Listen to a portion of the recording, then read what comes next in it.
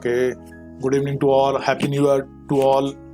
सभी को ढेर सारी शुभकामनाएं, आने वाले साल की मंगलमय हो, आनंददायक हो और आप अपने अपने लक्ष्य तक पहुंच जाएं, आपको लक्ष्य में पहुंचने में सहायता मिले। भगवान की कृपा एक्ट ऑफ गॉड के रूप में कोविड जैसी और बीमारी ना आए। रुचि पाठक, गुड इवनिंग बेटा, सबको ढेर सारी शुभकामनाएं आने वाले वर्ष की, है ना। क्वेश्चन नंबर 14, भारतीय साक्ष्य अधिनियम की धारा 81 यह बंद करती है कि प्रत्येक दस्तावेज जो सरकारी गजट होना तात्पर्य है कि मौलिकता न्यायालय द्वारा उपधारित की जानी चाहिए। इसका यह अर्थ है कि न्यायालय को उसे नासाबित करने हेतु किसी साक्ष्य की अनुमति नहीं देनी चाहिए। न्यायालय उसे साबित करने के लिए कह सकता है। न्यायालय यदि उचित समझे तब उसकी मौलिकता को सिद्ध मान सकती है। न्यायालय को उसकी मौलिकता सिद्ध हुई माननी चाहिए जब तक कि यह नासाबित नहीं कर दी जाती। ये तो राइट आंसर। टाइम नाउ बेटा, जल्दी से आंसर दीजिए इसको। कल अपन देखा था ये क्वेश्चन लास्ट क्वेश्चन यही था अपना। मध्य प्रदेश एपीओ 1995 में क्वेश्चन पूछा गया था। थैंक्स एमिलियन सर, वेलकम बेटा, वेलकम वेलकम एमिलियन। ठीक है भूमिका, चलो क्वेश्चन का आंसर दो फटाफट। अब अपन क्वेश्चन करेंगे, फिर 10:30 के बाद आप फ्री हैं। हैप्पी न्यू ईयर को करना, मनाना बढ़िया शांतिपूर्ण तरीके से, दीपक जलाना भगवान के सामने और प्रार्थना करना कि भाई सब लोग स्वस्थ रहें, मस्त रहें, व्यस्त रहें और आनंद ही आनंद हो, किसी के जीवन में भी परेशानी और दुख ना आए। हालांकि पॉसिबल नहीं है, ये तो जीवन है, सुख दुख लगे रहते हैं। नाउ इसका आंसर दिया आपने, 14 का ए नहीं है, 14 का डी है। D answer is correct. न्यायालय को उसकी मौलिकता सिद्ध हुई माननी चाहिए जब तक कि वह नासाबित नहीं कर दी जाती है।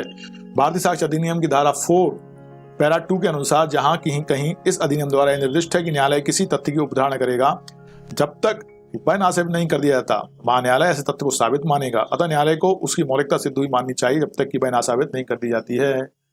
ठीक है। नाउ क्वेश्चन नंबर 15 है, उसको अपन लगा दी था डी। हरे कृष्णा सर, ओके, हरे कृष्णा कृष्णा कृष्णा हरे हरे। भारतीय साक्ष्य अधिनियम 1872 के अधीन तथ्य की उपधारणा। तर्क मानवीय अनुभव एवं प्राकृतिक घटनाओं व प्रकृति की विधि पर आधारित है, विधि के प्रावधानों पर आधारित है। वह होती है जिसकी न्यायालय उपेक्षा नहीं कर सकता, की स्थिति निश्चित एवं समरूप होती है। बताइए जल्दी से आंसर 15 का। यह आया था उत्तराखंड पीसीएस यूनियन प्रीलिम्स 2014 में। क्या सही है कि अधीन तथ्य की उपधारणा के बारे में अपन क्या कहेंगे? ओके, अभी तक आंसर नहीं दिया है किसी ने भी 15 का। लगता बाकी के सवाल हैप्पी न्यू ईयर मनाने चले गए।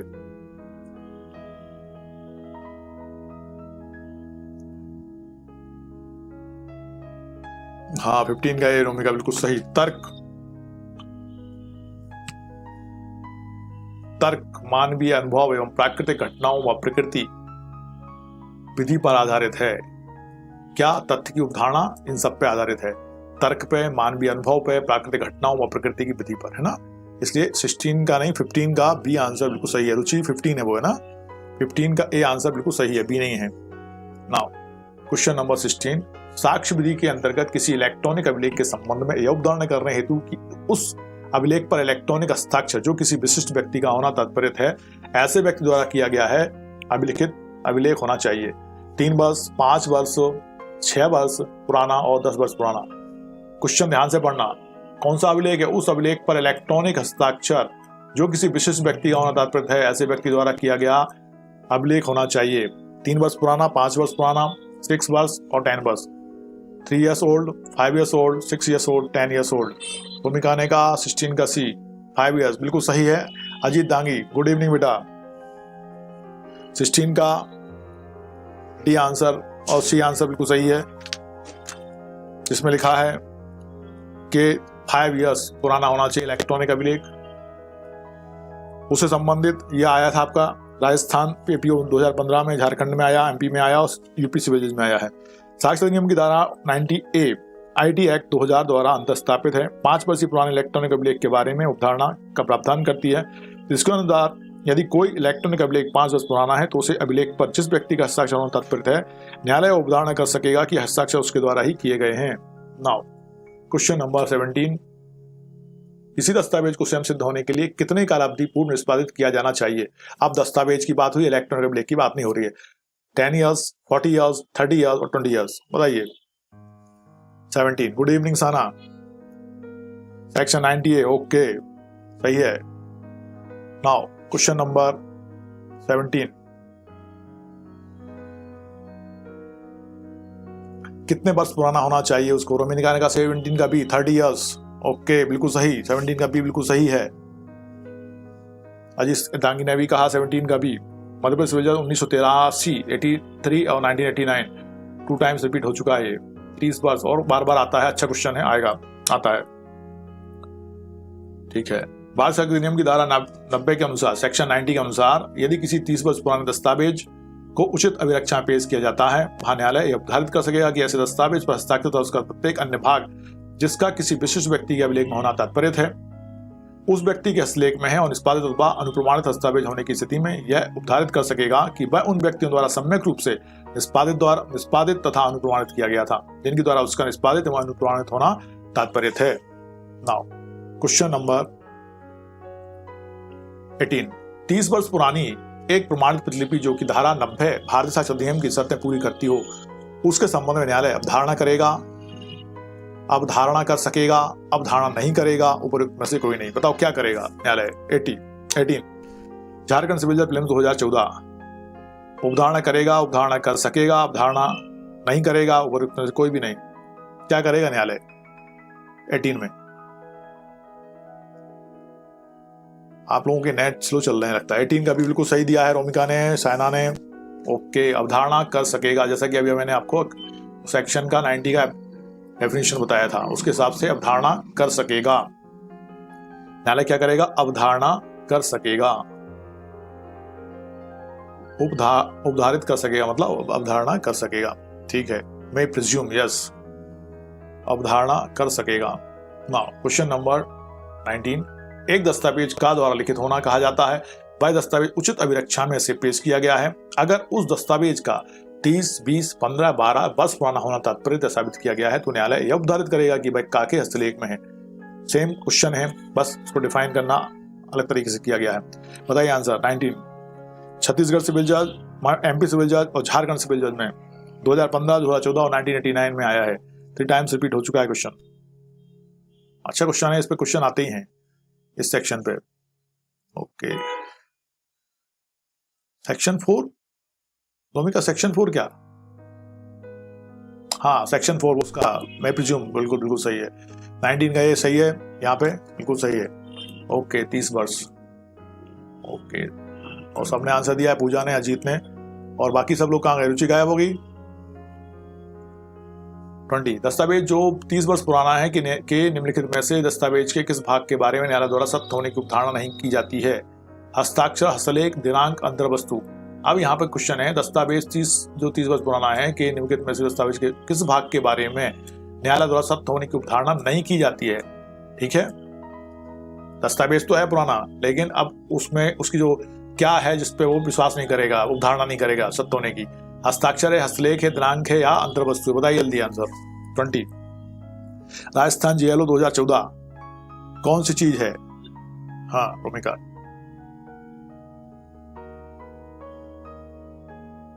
कौन सी चीज है? ओके, 20 का C नहीं है, 20 का D है, D। अंतर्वस्तु पे सत्य होने की उपधारणा नहीं की जाएगी। ठीक है, जो दस्तावेज है वो 30 वर्ष पुराना है, वो मान लिया गया, उपधारणा करेगा, उसके बारे में कर सकेगा, लेकिन उसके अंतर्वस्तु सत्य होने की उपधारणा नहीं करेगा न्यायालय। उसके बारे में भारतीय सेक्शन 1972 की धारा 90 के अनुसार ऐसे दस्तावेज जो 30 वर्ष पुराने हैं, न्यायालय द्वारा ऐसे दस्तावेज के हस्ताक्षर, दिनांक तथा हस्तलेख के बारे में सत्य होने की उपधारणा कर सकेगा, जबकि दस्तावेज की अंतर्वस्तु की सत्य होने की उपधारणा न्यायालय द्वारा नहीं की जाती है, वो आपको सिद्ध करनी पड़ेगी। Good evening Sunanda. Now question number 21, साक्ष्य अधिनियम की धारा 90 के अंतर्गत वसीयत के लिए 30 वर्ष की समयावधि का प्रारंभ होता है वसीयत की तिथि से, वसीयतकर्ता की मृत्यु की तिथि से, वसीयत के पंजीकरण की तिथि से, यदि वह पंजीकृत हो, जब वसीयत के लिए स्टाम्प क्रय किए गए हों। अच्छा, इसमें जो टाइमर चलता है वो 10 सेकंड का चलता है, इसको अपन बढ़ा के 20 सेकंड कर दें। किसी क्वेश्चन के लिए 20 सेकंड की आवश्यकता पड़ती है, किसी क्वेश्चन में 10 सेकंड बल्कि बहुत और भी कम सेकंड की आवश्यकता पड़ती है। तो 10 सेकंड और 20 सेकंड के दोनों टाइमर इसमें लगाएंगे। 10 सेकंड का लगा ही है, जरूरत पड़ेगी तो 20 सेकंड है, जिसमें क्वेश्चन बड़े रहते हैं, जिसमें आपको थोड़ा सोचना पड़ता है, तो कितना टाइम आपको मिलता है एग्जाम में। Okay Ashish, good evening to all. साक्ष्य अधिनियम की धारा 90 के अंतर्गत वसीयत के लिए 30 वर्ष की समयावधि का प्रारंभ होता है कब से? नो सर, क्या नो करें? टाइमर ठीक है, 10 सेकंड ही बहुत है, 20 सेकंड की जरूरत नहीं है। Okay, the second is sufficient. Okay okay, now no change, ठीक है। 21 का ए, वसीयत की तिथि से, बिल्कुल सही अजीत दांगी, वसीयत की तिथि से ही समय प्रारंभ हो जाता है 30 वर्ष का, एब्सोल्युटली करेक्ट। 21 का ये क्वेश्चन का आंसर दिया है अजीत दांगी ने सबसे पहले। Madhya Pradesh high justice film 2016 में आया था। भारत संविधान अधिनियम की धारा 90 वसीयत एवं अवसीयतीय दोनों पर लागू होती है। सेक्शन 90 30 वर्ष पुराने दस्तावेज के बारे में उपधारणा का प्रावधान करती है, ठीक है। तो ये यहाँ पे ए आंसर जिसने भी दिया है, साना खान ने 21 का ए दिया है और बिल्कुल सही है, वसीयत की तिथि से। क्वेश्चन नंबर 22, भारत संविधान अधिनियम की धारा 90 लागू होती है वसीयती पत्रों पर, अवसीयती पत्रों पर, वसीयती एवं अवसीयती दोनों पर, उपर्युक्त में से किसी पर भी नहीं। वसीयती एवं अवसीयती दोनों पर, अवसीयती प्रपत्रों पर और वसीयती प्रपत्रों पर।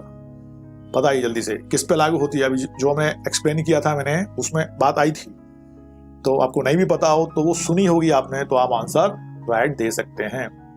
ट्राई करिए। ओके,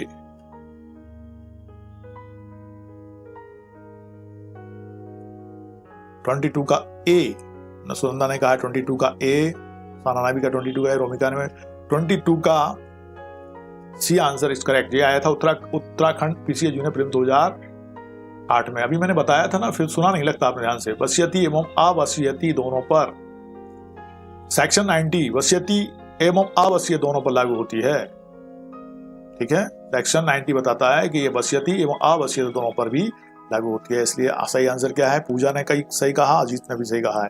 वृंदा और साना और रोमिका इसको याद करके रखना, सही करना, सीख लेना। क्वेश्चन नंबर 23, इलेक्ट्रॉनिक करार से संबंधित उपधारणा साक्ष्य अधिनियम की धारा खालिस्तान पर प्रावधानित है 85, 85B, 85A, 85C। Give the right answer, time starts now. 23 ये पूछा गया था आपका मध्य प्रदेश सिविल जज फिल्म 2016 में, 2016 में क्वेश्चन आया है, मतलब ज्यादा पुराना नहीं है। 23 का ए कहा है राना ने, रोमिका ने। 23 का बी है साना, रोमिका। 23 का बी, ओके, रोमिका ने भी कहा 23 का बी, साना ने कहा 85A। सेक्शन 85A डिफाइन करता है कि इलेक्ट्रॉनिक करार के बारे में उपधारणा है। सेक्शन 85 में मुख्तारनामों के बारे में उपधारणा है, 85B में इलेक्ट्रॉनिक अभिलेखों और अंकीय हस्ताक्षर के बारे में उपधारणा है तथा 85C में इलेक्ट्रॉनिक हस्ताक्षर प्रमाण पत्र के बारे में उपधारणा है। नाउ क्वेश्चन नंबर 24, निम्नलिखित में से कौन सा उपधारणा कर सकता है, का उदाहरण है। इलेक्ट्रॉनिक कार्ड के संबंध में उपधारणा, डिजिटल हस्ताक्षर प्रमाण पत्र के संबंध में उपधारणा, इलेक्ट्रॉनिक आदेशों के संबंध में उपधारणा, इलेक्ट्रॉनिक करारों के संबंध में उपधारणा। बताइए जल्दी से। 24, राजस्थान जेएलओ, यूपी सिविल जज प्रीलिम्स 2013, झारखंड सिविल जज 2008। 24 का आंसर देना है आपको। निम्नलिखित में से कौन सा उदाहरण कर सकता है, का उदाहरण है। ओके, अभी तक आंसर इसका नहीं आया है 24 का। ट्राई करिए, कोशिश करिए। भारत साक्ष्य अधिनियम की धारा 88A, ओके, गुड इवनिंग भूमि। भारत साक्ष्य अधिनियम की धारा 88A के अनुसार न्यायालय इलेक्ट्रॉनिक संदेशों के बारे में उपधारणा कर सकता है। 24 का सी आंसर इज करेक्ट।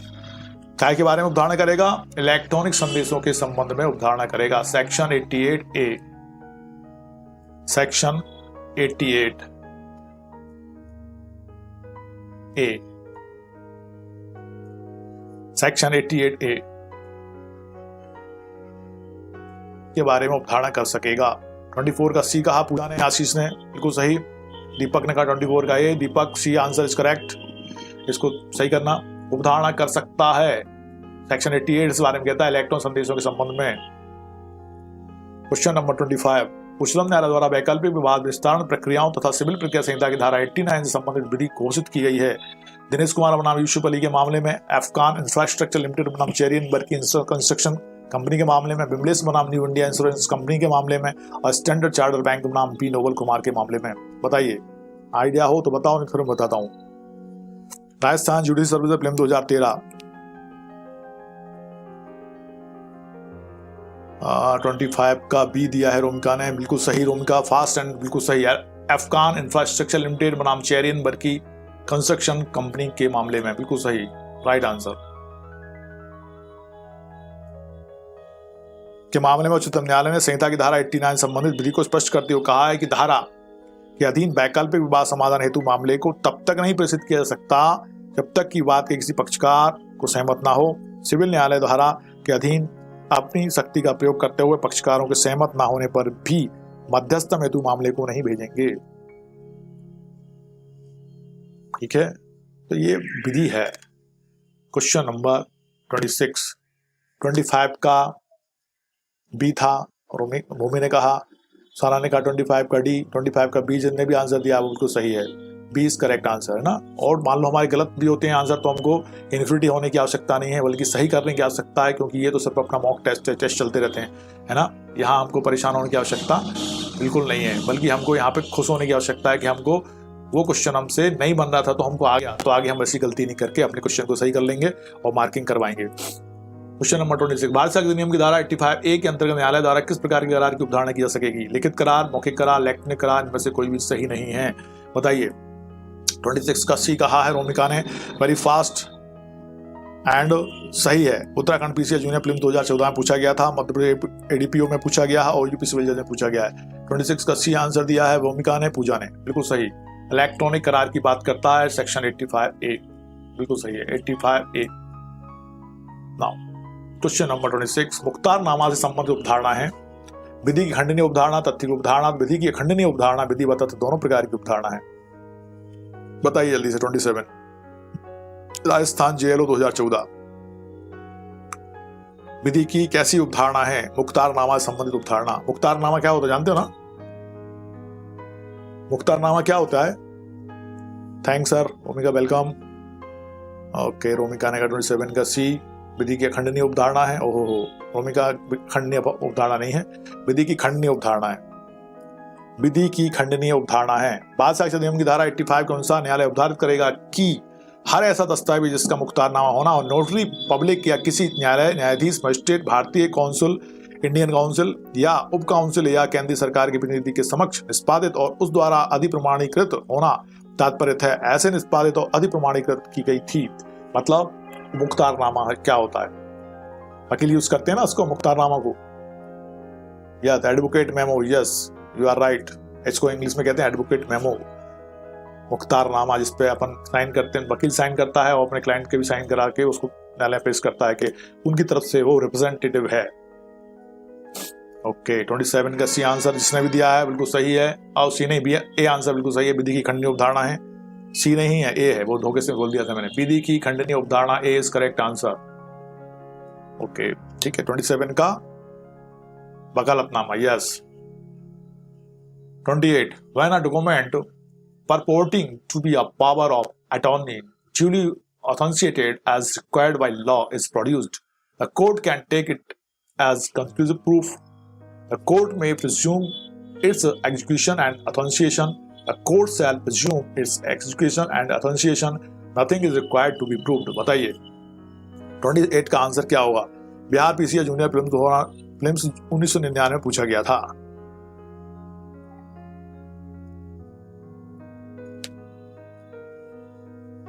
ट्वेंटी का आंसर क्या दिया है? बी दिया है पूजा ने। C answer is correct, C answer is correct. The court shall presume, उपधारणा करेगा, इट्स एग्जीक्यूशन एंड अथेंटिकेशन, इसके एग्जीक्यूशन की, क्रियान्वयन की और इसके अथेंटिकेशन की उपधारणा करेगा है। ठीक है, उपधारणा करेगा, वही अपन ने कहा ना, क्या करेंगे? उपधारणा करेंगे, उपधारित करेगा न्यायालय। 85 के अनुसार, सेक्शन 85 के अनुसार न्यायालय उपधारित करेगा कि हर दस्तावेज जिसका मुख्तारनामा होना नोटरी पब्लिक या किसी न्यायालय, न्यायाधीश, मजिस्ट्रेट, भारतीय काउंसिल या उप काउंसिल या केंद्र सरकार के प्रतिनिधि के समक्ष निष्पादित और उस द्वारा अधिप्रमाणित होना तात्पर्य है। मतलब ये क्या करेंगे? उपधारणा करेगा। It is the shall presume now, और को अपने लगाए इस पे, ये है C answer is correct. Court shall presume its execution and authentication. Now, question number 29 है। 28 का A कह रही है साना, A is not correct Sana, C is correct। Bharat संघ अधिनियम की धारा 82 लागू होती है। विभागीय कार्रवाइयों को, आयकर कार्रवाइयों को, अधिकरणों को ऊपर में से किसी को भी लागू नहीं होना चाहिए। 29, मध्यप्रदेश विजल 1983 में क्वेश्चन पुट किया गया था। ये कहां पे 82 लागू होती है? सेक्शन 82 कहां लागू होती है दीपक? 29 का सी, अधिकरणों को। ओके, बिल्कुल सही कहा है रोमिका ने, वेरी फास्ट, 2 टाइम्स कह दिया है उन्होंने। अधिकरणों को मतलब ट्रिब्यूनल्स को, अधिकरणों को 82, सेक्शन 82 न्यायालय को मुद्रा या हस्ताक्षर के सबूत के संदर्भ में लागू होती है। दिए गए प्रश्न के विकल्प में स्पष्टता न्यायालय का उल्लेख नहीं है, किंतु अधिनियम की धारा 3 में दी गई न्यायालय की परिभाषा के अंतर्गत अधिकरण ट्रिब्यूनल आता है। ट्रिब्यूनल काय में आता है? न्यायालय की परिभाषा में आता है। 29 का सी यहाँ पे करेक्ट आंसर है। 30, कौन सा कथन असत्य है? हमको बताना है रॉन्ग आंसर। यदि कोई संविदा कई पत्रों में अंतर्विष्ट है तो वे सभी पत्र साबित कर रहे होंगे। यदि कोई विनिमय पत्र 3 परतों सेट्स में लिखित है तो 3 परतों को साबित प्रूव करना होगा। यदि कोई संविदा किसी विनिमय पत्र में अंतर्विष्ट है तो वह विनिमय पत्र साबित करना होगा। उपरोक्त में से कोई नहीं। कौन सा कथन असत्य है? 3 में से 1 असत्य है, मतलब 4 में से 1 असत्य है ना, बताइए। 30, क्वेश्चन नंबर 30, मध्य प्रदेश एपीओ 2008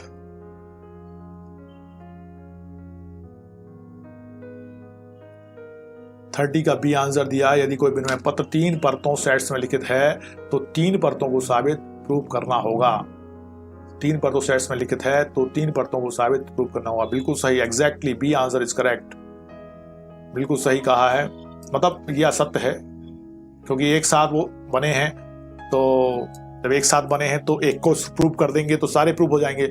लेकिन यहाँ पे पूछा क्या उन्होंने, कौन सा कथन असत्य है? तो ये कथन असली असत्य है क्योंकि उन्होंने कहा कि तीनों परतों को साबित करना पड़ेगा। इसलिए 30 का B answer is correct. Question के हिसाब से आंसर ये सही है। सुनंदा ने कहा 30 का बी, सारा ने कहा 30 का बी, आशीष ने भी कहा है, अजीत ने भी और ओमिका ने भी। Okay, everybody is correct. Now question number 31, निम्न में से किस धारा को भारत में दीवानी मामलों की रीढ़ की हड्डी कहा जाता है? ओके, किस धारा को भारत में दीवानी मामलों की रीढ़ की हड्डी कहा जाता है? इंडियन एविडेंस एक्ट की धारा 105, 91, 92 के 1 से 6 तक के प्रबंधकों को और सेक्शन 104 को जो इंडियन एविडेंस एक्ट में बढ़ लेते हैं। बताइए। 31, दीवानी मामलों की रीढ़ की हड्डी कहा जाता है। राजस्थान एपीओ 2011 में पूछा गया था। किसको रीढ़ की हड्डी मानते हैं? 31 का आंसर अभी तक, अच्छा, रोमिका ने दिया है। रोमिका सी नहीं है, B answer is correct. Section 91, 1872 की धारा सेक्शन 91 के अनुसार के अंतर्गत दस्तावेजों के रूप में लेखबद्ध संविदाओं, अनुदानों तथा संपत्ति के अन्य बयानों के निबंधनों का साक्ष्य अपवादों द्वितीयक साक्ष्य दिया जाना के सिवाय स्वयं उस दस्तावेज को प्रस्तुत करके ही दिया जा सकता है। धारा 51, 91 की प्रकृति और विस्तार इतना व्यापक है कि इसे दीवानी मामलों की रीढ़ की हड्डी माना जाता है। इसकी जो व्यापकता इतनी ज्यादा है सेक्शन 91 की कि इसको भारत में दीवानी मामलों की रीढ़ की हड्डी माना जाता है।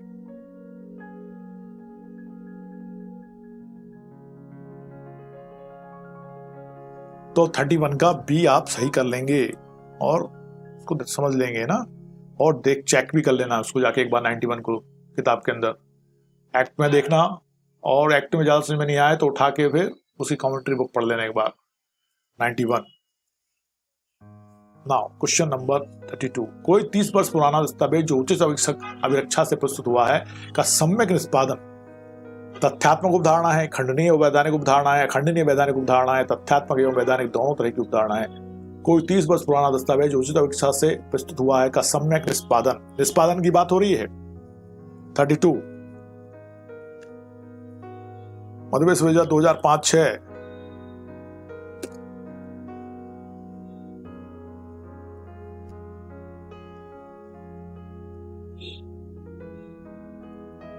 32 का ए आंसर दिया आशीष ने, तो अजीत कह रहे हैं 32 का B. Right answer is A, तथ्यात्मक उपधारणा है। भाई किसी दस्तावेज के बारे में न्यायालय उपधारणा करेगा कि वो सही होना चाहिए तो उसकी तथ्यात्मक उपधारणा कहलाएगी। तथ्य के आधार पर उपधारणा है, उपधारणा कर सकता है का मतलब क्या है कि वो असली होगा, ये होगा कि तथ्य की उपधारणा है। कैसी उपधारणा है? तथ्यात्मक उपधारणा है। तो 32 का ए आंसर दिया है साना ने, सुनंदा ने, पूजा ने और भूमि ने, और रोमिका ने दिया लगता है। ओके, नाउ क्वेश्चन नंबर 33, गलत कथन को इंगित कीजिए। यदि कोई संविदा कई पत्रों में अंतर्विष्ट हो तो वे सभी पत्र जिनमें वह अंतर्विष्ट है साबित करने होंगे। यदि कोई संविदा किसी विनिमय पत्र में अंतर्विष्ट है तो वह विनिमय पत्र साबित करना होगा। यदि विनिमय पत्र 3 परतों में लिखित है तो केवल एक को साबित करना आवश्यक है। यदि ए बी को उसके द्वारा दिए गए धन की रसीद देता है और संदाय करने का मौखिक साक्ष्य पेश किया जाता है, यह साक्ष्य ग्राह्य नहीं है। बताइए कौन सा कथन गलत है यहाँ पे। 33, यूपी सिविल जज 2013, गलत कथन को बताइए। Give the wrong answer. 4 में से कोई एक है जो गलत है। कौन गलत है वो बताना है हमको। ओके, पूजा ने कहा 33 का ए और अजित तांगी कह रहे हैं 33 का डी। आशीष ने भी कहा 33 का डी। सुनंदा रोमिका ओके बिल्कुल सही है, 33 का डी है बिल्कुल सही। यदि ए और बी उसके द्वारा दिए गए धन की रसीद देता है और संदाय करने का मौखिक साक्ष्य पेश किया जाता है, यह साक्ष्य ग्राह्य नहीं है। ये कथन गलत है। दिया जा सकता है, उसकी कंडीशंस हैं वो अलग अलग बताई गई हैं, तो ये कथन गलत है। मतलब दिया जा सकता है, वो कह रहा है नहीं दिया सकता, ग्राह्य नहीं है, तो ये गलत हो गया। ठीक है, बिल्कुल सही। 34, यह सूत्र की लिखित दस्तावेजों को लिखित द्वारा ही साबित किया जाना चाहिए। भारत संविधान 1872 की इस धारा में दिया गया है। सेक्शन 87 के अंतर्गत, 121 के अंतर्गत, 91 के अंतर्गत, उपरोक्त में किसी में भी नहीं। बताइए 34, उत्तराखंड पीसीएस जूनियर प्रीलिम्स 2014 में क्वेश्चन पूछा गया था।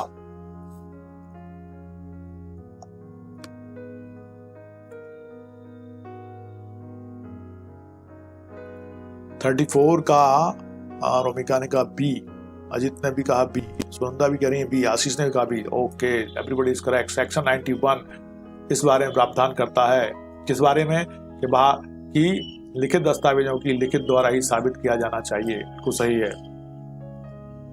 क्वेश्चन नंबर 35, साना ने भी कहा 34 का ए, 34 का बी है साना।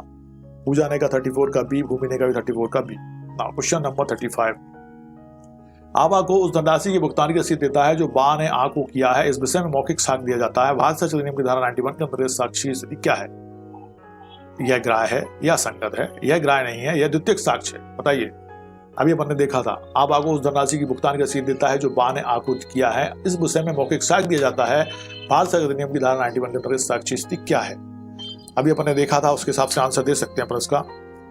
उत्तराखंड पीसीएस जूनियर प्रीलिम्स 2012 मौखिक साक्ष्य दे रहा है वो।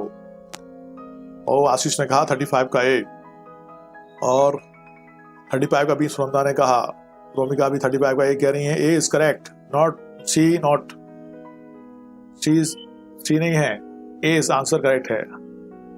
ए इज करेक्ट आंसर। साना ने भी कहा यह ग्राह्य है, एक्सेप्टेबल है। 35 का ए। सेक्शन 91 का जो दृष्टांत ई है, दृष्टांत ई के अनुसरण में उपरोक्त बाद में मौखिक साक्ष्य रूप में ग्राह्य है। Question number 36, Indian evidence act 1872 ए खा को पहली मार्च 2010 को 1000 रुपए देने का पक्का लिखित करार कहा करता है। यह तथ्य कि उसी समय एक मौखिक करार हुआ था कि यह धन 31 मार्च तक ना दिया जाएगा साबित नहीं किया जा सकता। खा को एक घोड़ा बेचता है और मौखिक गारंटी देता है कि वह अच्छा है। खाको का इन शब्दों को लिखकर एक कागज देता है। का से 500 रुपए में एक घोड़ा खरीदा। खा मौखिक गारंटी साबित कर सकेगा। अब इसमें आपको बताना है कि सी, ए, बी, सी, डी में से कौन सा सही है। बताइए जल्दी से। मौखिक गारंटी दे सकता है। 4 कूट दे रखे हैं, आपको सही बताना है सही क्या है। ए है ये बी है।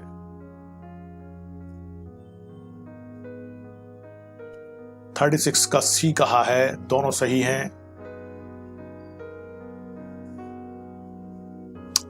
मध्य प्रदेश सिविल जज प्रीलिम्स 2016 36 का सी किसने कहा है। आशीष कह रहे हैं और अजीत ने भी कहा है, साना ने भी, सुनंदा ने भी, रोमिका ने भी 36 का सी कहा है और सबसे पहले कहा है फास्ट का है। वेरी गुड, दोनों सही हैं, बिल्कुल सही है। यहाँ पे खा को पहली मार्च 2010 को 1000 रुपये देने का पक्का लिखित करार करता है। यह तथ्य कि उस समय एक मौखिक करार हुआ था, यह धन 31 मार्च तक ना दिया जाएगा, साबित नहीं किया सकता। ये बिल्कुल सही है। खा को एक घोड़ा बेचता है और मौखिक वारंटी देता है कि वह अच्छा है। खा को इन शब्दों से लिखकर एक कागज देता है। खा से 500 रुपये में एक घोड़ा खरीदा। खा मौखिक वारंटी साबित कर सकेगा। बिल्कुल सही, दोनों सही हैं। क्वेश्चन नंबर 37, खा को का एक घोड़ा बेचता है और मौखिक वारंटी देता है कि वह अच्छा है। खा को का इन शब्दों को लिखकर देता है। का से 500 रुपये में एक घोड़ा खरीदा। क्या का मौखिक वारंटी साबित कर सकेगा? हाँ, नहीं। धारा 92 भारतीय साक्ष्य अधिनियम के तहत प्रतिषेधित है। धारा 91 इंडियन एविडेंस एक्ट के तहत दस्तावेज साक्ष्य साबित किया जा सकता है। बताइए 37। 36 अगस्त 2003। वेलकम। 36 का हो गया था, 37 बताओ जल्दी से। 37 का ये कहा बिल्कुल सही है। भूमिका हाँ, यस, वो दे सकता है। पिछले क्वेश्चन में भी हमने देखा था तो दोनों सही थे, उसमें से एक वाला तो यही था। 37 का ए आंसर दिया है आशीष ने। अजीत ने 37 का सी कहा है। ए है बेटा, ए। मोहित ने भी 37 का 1 कहा है। 1 मतलब क्या? हाँ, ए है ना। पूजा ने 37 का डी कहा है। D is not correct, A is correct. 37 का ए है। अब 38, बीमे की एक पॉलिसी माल जो कलकत्ते से लंदन के जहाजों में है प्रभावशाली की जाती है। माल जो एक विशिष्ट जहाज जो लापता हो जाता है में भेजा जाता है। बीमा कंपनी यह तथ्य सिद्ध करना चाहती है कि उक्त विशिष्ट जहाज को मौखिक रूप से पॉलिसी से अपवादित किया गया था। अब देखो, बीमा कंपनी यह तथ्य सिद्ध करना चाहती है कि उक्त विशिष्ट जहाज को मौखिक रूप से पॉलिसी से अपवादित किया गया था। बीमा कंपनी को वह साबित करना होगा। न्यायालय उसकी उदाहरण चाहे तो कर सकता है। वह तथ्य सिद्ध नहीं किया सकता, वादी को उसे नासाबित करना होगा। बताइए 38, मध्य प्रदेश एपीओ 1995। ओके, 38 का आंसर देना है।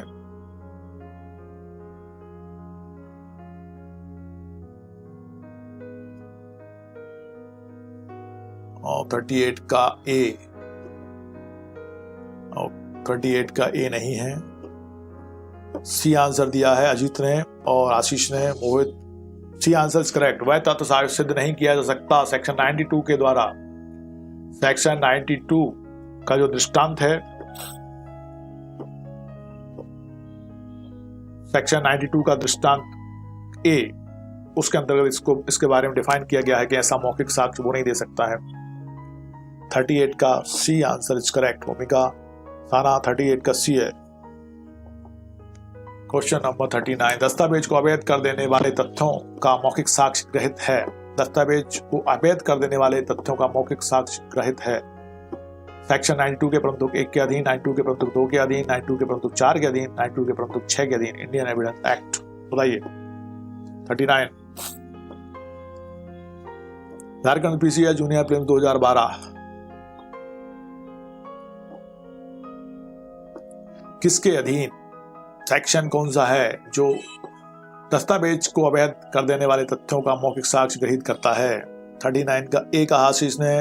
रोमिका कह रही है सी। रोमिका किस क्वेश्चन का आंसर है? इसी का 39 का ए है। ए बिल्कुल सही, ए इज करेक्ट आंसर। सोनदा 39 का ए है। साना 39 का ए है, बिल्कुल सही दिया है साना ने।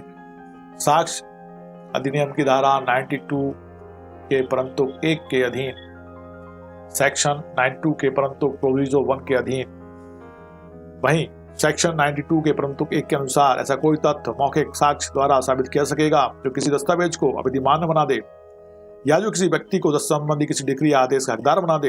यथाकपट, अभित्रास, अवैधता, सम्यक निष्पादन का अभाव, किसी संविदाकारी पक्षकार में सामर्थ्य का अभाव, प्रतिबल का अभाव या निष्फलता या विधि की या तथ्य की भूल के बारे में हो।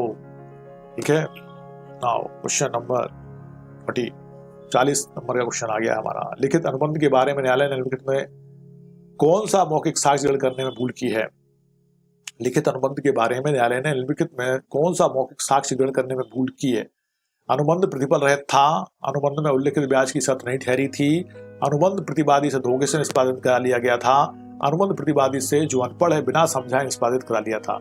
कौन सा मौखिक साक्ष्य ग्रहण करने में भूल की है? बताइए। Give the right answer. Time starts now 40। Madhya Pradesh 1986।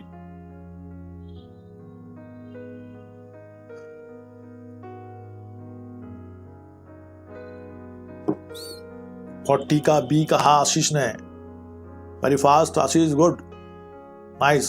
40 का B answer is correct, Romika is correct. Sana 40 का डी नहीं है, बी है। अनुबंध में उल्लिखित ब्याज की शर्त नहीं ठहरी थी, यह भूल कर दी, उसके संबंध में प्रावधान है सेक्शन 92 का परंतु 2। भारत शासन अधिनियम आता, जब कोई ऋण का दस्तावेज ब्याज की दर के बारे में कुछ न कहे तो इस विषय पर मौखिक साक्ष्य एक ऐसे कि लिखित ऋण अनुबंध जिसमें उल्लिखित ब्याज की दर नहीं ठहरी थी के बारे में मौखिक साक्ष्य गणना करके न्यायालय ने भूल की है। 40 का बी बिल्कुल सही है, welcome Ashish. 41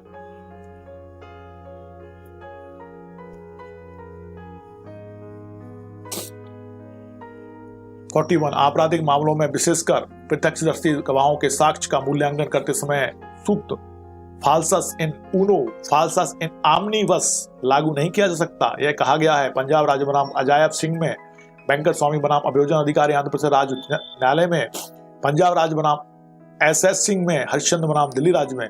the right answer, time starts now. 41 का आंसर दीजिए fast. Question number 41,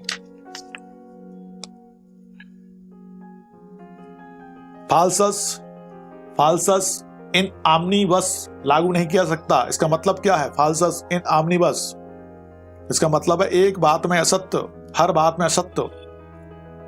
falls in one thing, falls in everything, मतलब क्या है इसका? फाल्सस इन ऊनो फाल्सस इन आमनीवस का मतलब है falls in one thing and falls in everything. एक बात में असत्य, हर बात में असत्य, इसका मतलब है एक बात में असत्य, हर बात में असत्य। फाल्सस इन ऊनो फाल्सस इन आमनीवस, ठीक है, एक बात में असत्य, सभी बातों में असत्य। Falls in one thing and falls in everything. तो इसका आंसर क्या दिया 41 का आपने? ओके, 41 का ए दिया आशीष ने, बिल्कुल सही आशीष। 41 का A answer is correct. Punjab राज्य बनाम अजायब सिंह के मामले में यह कहा गया था, कौन से मामले में? पंजाब राज्य बनाम अजायब सिंह का मामला था, जो बिल्कुल सही है, इसको याद कर लेना, बाकी जो इनको याद नहीं है। 42 एक मूर्तिकार का मेरी सभी प्रतिमाएं खाको बेचने का करार करता है, का के पास प्रतिमान एवं औजार भी है, क्या यह दर्शित करने के लिए कि वास्तव में वह क्या बेचना चाहता था साक्ष्य दे सकेगा? हाँ, नहीं, करार को देखकर ऐसा निकालना होगा, मौखिक साक्ष्य ग्राह्य नहीं होगा, बताइए। 42 छत्तीसगढ़ सिविल जज 2013।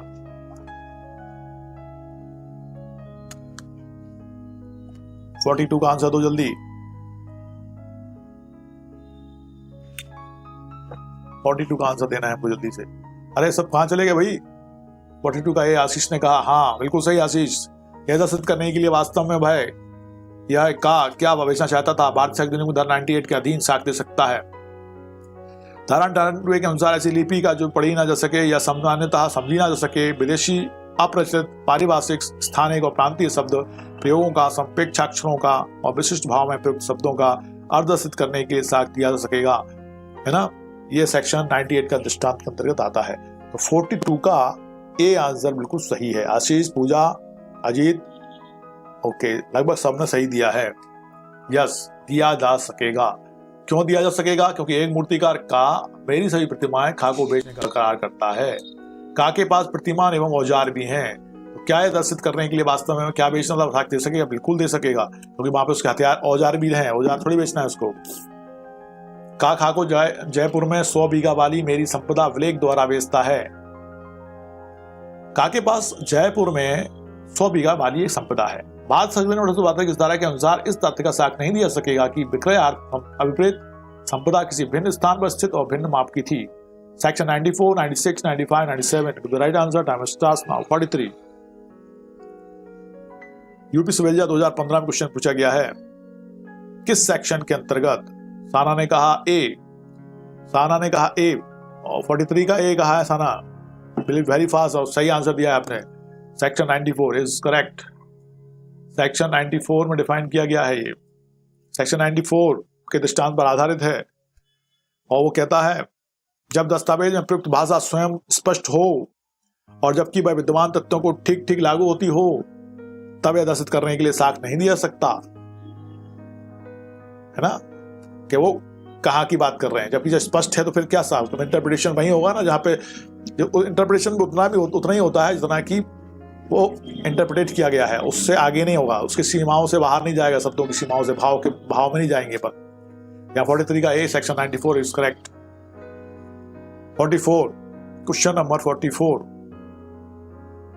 निम्न में से किस मामले में मौखिक साक्ष्य दिया जा सकता है अस्पष्टता को स्पष्ट करने के लिए। इसमें दो यहां हैं, दो अगले पेज पे हैं। विक्रेता ने क्रेता को विक्रय पत्र द्वारा इस उल्लेख के साथ अपना मकान विक्रय किया कि उसका मकान हावड़ा में स्थित है, जबकि हावड़ा में उसका कोई मकान नहीं है, इसका मकान कलकत्ता में है, जिस पर विक्रय पत्र निष्पादित होने के दिनांक में उसका कब्जा है। क्या देना है, मौखिक साक्ष्य दिया जा सकता है अस्पष्टता को स्पष्ट करने के लिए। ठीक है, विक्रेता ने लिखित द्वारा क्रेता को अपना एक घोड़ा इस उल्लेख के साथ विक्रय किया कि घोड़ा रुपए 1000 में अथवा रुपए 1200 में विक्रय किया जाता है। और इसके आगे है, एक लिखित में कुछ रिक्त स्थानों पर छोड़ दिए गए हैं, विक्रेता रिक्तियों को स्पष्ट करना चाहता है। डी, विक्रेता ने क्रेता को लिखित द्वारा रामपुर स्थित 100 बीघा जमीन बेची और रामपुर में उसके पास 100 बीघा जमीन है। विक्रेता साक्ष्य देना चाहता है कि उससे भिन्न स्थान की जमीन बेची है। अब यहाँ पे आपको बताना है कि कौन सा ऐसा है जिसमें मौखिक साक्ष्य अस्पष्टता को स्पष्ट करने के लिए दिया जा सकता है। बताइए जल्दी से। 44 में आपको बता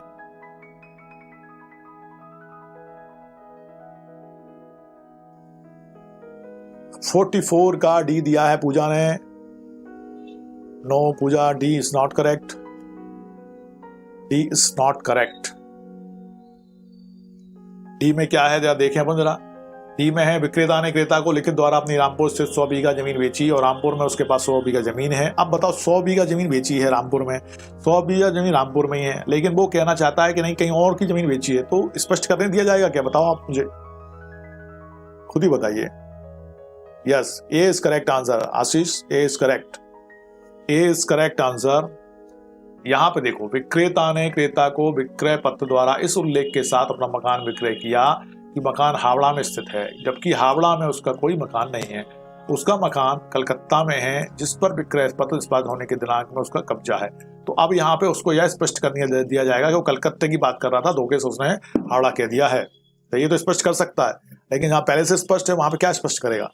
तो इसलिए ए आंसर बिल्कुल सही है। 44 का ए इज करेक्ट आंसर। और कहाँ काय पे आधारित है आपका? सेक्शन 95 के दृष्टांत कहाँ पे आधारित है? नाउ क्वेश्चन नंबर 45 समझाने का 44 का बी, 44 का बी नहीं ए है ना, सही करेंगे इसको। आ लिखित में बा से करार करता है विक्रय का रुपए 1000 में मेरे सफेद घोड़े का आ के पास सफेद और एक भूरा घोड़ा है। उस मामले में आप देखो, ध्यान सुनना, आ लिखित में बा से करार करता है, अरे करता है विक्रय का रुपए 1000 में मेरे सफेद घोड़े का। अब उसके पास एक सफेद घोड़ा है और एक उसके पास भूरा घोड़ा है, ठीक है। तो अब इस मामले में यह दर्शाने के लिए कि आ का तात्पर्य अपने भूरे घोड़े कभी बेचने का नहीं था, किसी साक्ष्य देने की आवश्यकता नहीं है। ऐसा साक्ष्य दिया जा सकता है कि बा का भूरा घोड़ा विक्रय होना था। न्यायालय उपधारित करेगा कि घोड़ा केवल घोड़ा विक्रय होना था। न्यायालय चाहे तो उपधारित कर सकेगा कि सफेद घोड़ा विक्रय नहीं होना था। अब आपको बताना है यहाँ पे सही आंसर किस चीज के लिए स्पष्टीकरण दे सकता है 45 में, बताइए। 45 का आंसर देना है।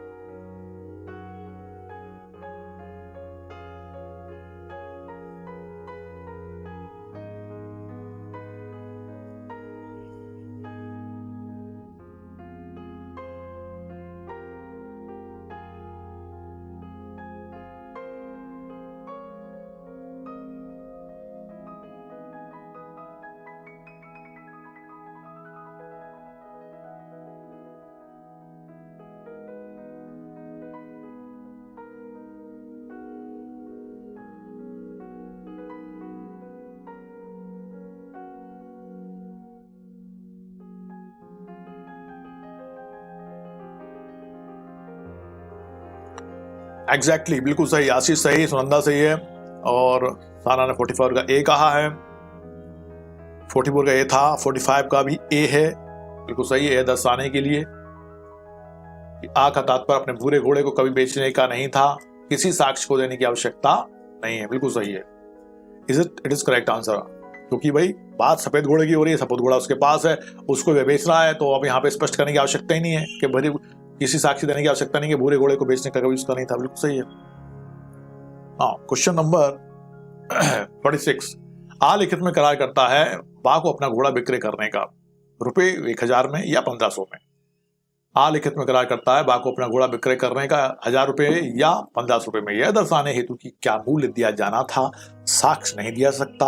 आ को यह सिद्ध करना होगा कि रुपए 1500 अदा किए जाने थे। बा को यह सिद्ध करना होगा कि दोनों मूल्य में से कौन सा अदा करना होना था। बा को सिद्ध करना होगा कि 1000 रुपए अदा किया जाना है। बताइए क्या हो सकता है इसमें 46 में। मध्य प्रदेश विजय 1999 और 2014, Madhya Pradesh APO 1995। What is the right answer?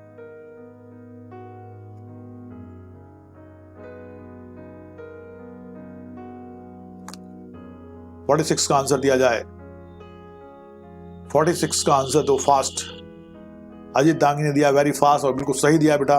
46 का ए आंसर है। यह दर्शाने हेतु कि क्या मूल्य दिया जाना था, साक्ष्य नहीं दिया सकता। जब ऐसा कंफ्यूजन है तो फिर कैसे काम चलेगा? बिल्कुल सही है। यह दर्शाने हेतु कि क्या मूल्य दिया जाना था, साक्ष्य नहीं दिया जा सकता है। A is correct answer. बिल्कुल सही। Sunanda is correct. आशीष 46 का ए है। कंफ्यूजन यहाँ शुरू में ही है, यहाँ पे लिखा है 1000 या 1500, तो उसको स्पष्ट थोड़ी कह सकते हैं कि किसको स्पष्ट करना था। वहां पे कुछ नहीं कहा जा सकता उसके बारे में। स्पष्ट वही हो सकता है जहां पे स्पष्ट होने की संभावना है। इंटरप्रिटेशन वही होता है और नहीं हो सकता है जितना कि इंटरप्रिटेशन किया जा सकता है। इंटरप्रिटेशन सीमाओं से बाहर जाके नहीं होता है। भारतीय संसद नियम की धारा 92 लागू होती है द्विपक्षीय दस्तावेज पे, एक पक्षीय दस्तावेज पे, उपरोक्त दोनों ए तथा बी पर, या तो ए या एवं बी पर। बताइए जल्दी से। 47। झारखंड सिविल जज प्रीलिम 2015 में क्वेश्चन पूछा गया था। झारखंड सिविल जज प्रीलिम 2015। भारत शासन नियम की धारा 92 लागू होती है।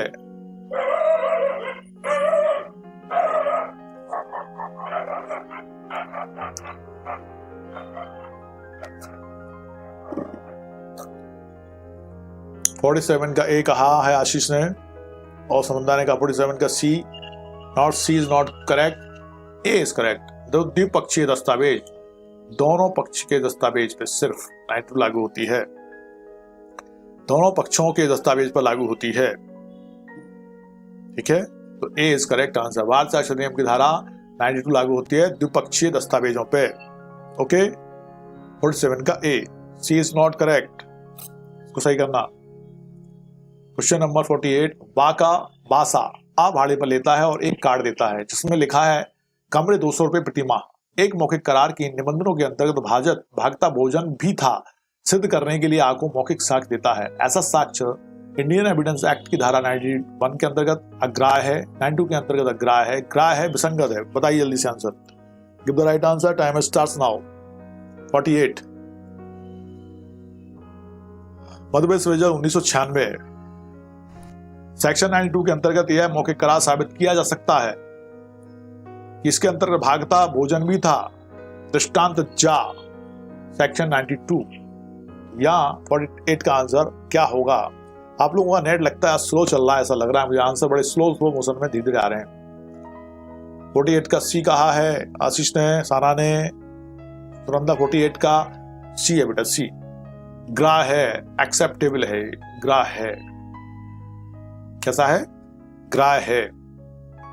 48 का बी, सॉरी 48 का सी सही कहा है, ग्राह्य है। मध्य प्रदेश सिविल जज 1996। अभी मैंने इसके बारे में बताया भी आपको। सुषमा विश्वकर्मा कह रही हाँ सर, हाँ बेटा 48 का सी। अच्छा, वो नेट के बारे में बता रहे थे आप? हाँ हाँ। ना क्वेश्चन नंबर 1, वो पुराने क्वेश्चन अपने कल के खत्म हो गए, अब नए क्वेश्चन शुरू हो रहे हैं आज के। आज अपन हम सोच रहे हैं कि 10 बजे तक ही क्लास लें, क्योंकि आज आप लोगों को हैप्पी न्यू ईयर की तैयारी करनी होगी बनाने की है। या 10:30 तक चलने दें, 10:30 तक चलने दें, या 10 बजे तक चलें, 10 बजे तक चलने दें? बताइए जल्दी, क्योंकि आपके मोशन को देख के, स्पीड को देख के मुझे लग रहा है कि आज आप लोगों को मन नहीं लग रहा है। किसी अपराध को सिद्ध करने का भार निम्न में से किस पर होता है? अभियोजन पक्ष पर, दोनों पर, अभियुक्त पर, न्यायालय के विवेक पर। किसी अपराध को सिद्ध करने का भार निम्न में से किस पर होता है? बर्डन ऑफ प्रूफ किस पर होता है? बताइए जल्दी से। मध्य प्रदेश एपीओ 2002-2009 और उत्तराखंड पीसीए जूनियर प्रीलिम्स 2008 किस पे होता है? बताइए। सेक्शन 101 के अंतर्गत इंडियन एविडेंस एक्ट सेक्शन 101 के अनुसार जो कोई न्यायालय से यह चाहता है कि उसकी बात पर विश्वास किया जाए, विधिक अधिकार और मुकदमा के अस्तित्व के बारे में विश्वास करे, तो उस तथ्यों को साबित करना होगा। अतः अभियोजन पक्ष को साबित करना होगा कि अभियुक्त ने अपराध किया है। दृष्टांत ए, पूजा सिंह का 10:30। ओके पूजा, 10:30 तक चलेंगे अपन। अभियोजन पक्ष, बिल्कुल राइट आंसर है ए, अभियोजन पक्ष पर होता है यह सिद्ध करने का भार, अपराध को सिद्ध करने का भार, बिल्कुल सही। फर्स्ट का भी है, फर्स्ट का एक ए आंसर है ए। साना अंजलि खत्री कह रही है एक, हाँ एक नहीं है बेटा, ए अभी में से आंसर दो और एक दूसरा क्वेश्चन नंबर भी डालो आप, है ना, क्वेश्चन का आंसर आप दे रहे हैं। ओके नाउ क्वेश्चन नंबर 2, तात्विक तथ्यों जिन पर एक पक्षकार निर्भर करता है को कहा जाता है। तात्विक तथ्यों जिन पर एक पक्षकार निर्भर करता है को कहा जाता है फैक्टा प्रोवेंसिया, फैक्टा प्रोवेंडा, फाल्सा डेमोन्स्ट्रेशन और नासेट फैंसस टेरा। बताइए क्वेश्चन नंबर 2, झारखंड सर्वेक्षण प्रीलिम्स 2015, तात्विक तत्वों जिन पर एक पक्षकार निर्भर करता है को कहा जाता है फैक्टा प्रोवेंसिया, फैक्टा प्रोवेंडा, फाल्सा demonstration, non नासेट facet Terra. Okay आपने या ओके अंजलि खत्री कह रही हैं ओके, ओके बेटा है। नाउ इस क्वेश्चन का आंसर दो, 2 का आंसर दिया है सुनंदा ने ए, आशीष करें 2 का बी, बिल्कुल सही है, बी इज करेक्ट आंसर आशीष। फैक्टा प्रोवेंडा, तात्विक तथ्यों जिन पर एक पक्षकार निर्भर करता है वो कहा जाता है फैक्टा प्रोवेंडा, इज करेक्ट। भारत संविधान नियम की धारा 101 के अनुसार जो कोई न्यायालय से चाहता है कि वह किसी विधिक अधिकार या दायित्व के अस्तित्व के बारे में विश्वास करे, तो उसे उन तथ्यों को साबित करना होगा जिन तथ्यों को साबित करना है उसे फैक्टम प्रोवेंडम कहा जाता है, फैक्टम प्रोवेंडम या फैक्टा प्रोवेंडा कहा जाता है। ठीक है, नाउ क्वेश्चन नंबर 3, जिस तथ्य को साबित करना है उसे कहते हैं फैक्टम प्रोवेना, लैक्स फोरी, फैक्टम प्रोवेंडा, लैक्स लोसी। बताइए क्वेश्चन नंबर 3 क्या कहते हैं उसको, जिस तथ्य को साबित करना है उसे क्या कहते हैं। ओके थर्ड अजीत 50 का डी, 50 का है क्वेश्चन, थर्ड है, थर्ड क्वेश्चन आ गया। वो कल वाले थे सेशन के खत्म हो गए, नए क्वेश्चन शुरू हो गए एक से, है ना। तो अजीत उस क्वेश्चन को 50 मत कहो, है ना, 50 नहीं था वो, क्वेश्चन नंबर 3 है। पूजा सिंह ने कहा 2 का बी सही है। नाउ आशीष कह रहे हैं 3rd का बी बिल्कुल सही, factum probandum, yes right answer is B, इसके बारे में बताया अभी आपको। साना 3rd का डी नहीं है, बी है फैक्टम प्रोवेंडम, लैक्सिलोसी नहीं है, लैक्सिलोसी नहीं है ना, 3 का बी है, 3 का B. Okay now question number 4, सबूत के भार से संबंधित उपबंध, सबूत के भार से संबंधित उपबंध भारतीय साक्ष्य अधिनियम के किस चैप्टर में लिपिबद्ध किए गए हैं, किस चैप्टर में लिपिबद्ध किए गए हैं। चैप्टर 4 में, चैप्टर 5 में, चैप्टर 6 में, चैप्टर 7 में। Give the right answer, time starts now.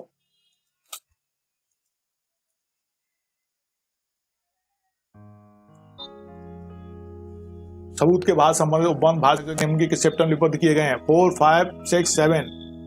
Chapter 7, वर्डन of proof, साक्ष्य का प्रस्तुत किया जाना, बिल्कुल सही है, साक्ष्य का प्रस्तुत किया जाना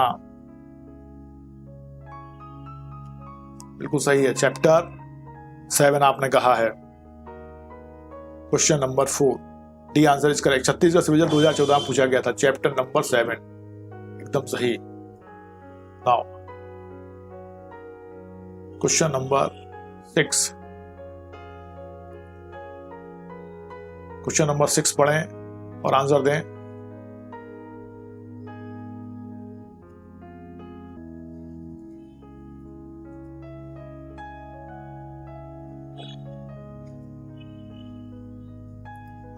फाइव का ए आंसर दिया आशीष ने, 5 का ए इज करेक्ट आंसर। राज्य पर यूपी एपी प्रीलिम्स 2011, आने बाकी हत्या की है आप पर हत्या का आरोप है, इस बात में सबूत का भार किस पर होगा, राज्य पर, बिल्कुल सही है, yes A is correct answer. Now question number 6, question number 6 हमारा आ गया है और क्वेश्चन नंबर 6 क्या कह रहा है, देखिए, खा द्वारा किए गए मृत्युकालिक कथन को का साबित करना चाहता है, का को खा की मृत्यु साबित करनी होगी। भारत साक्ष्य अधिनियम की किस धारा में ऐसा प्रावधान है, 32(1) में, 104 में, 103 में और 105 में।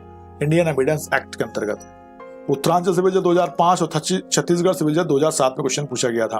किस सेक्शन के अंतर्गत ऐसा कहा गया है? किस सेक्शन के अंतर्गत कहा गया है, जल्दी बताइए।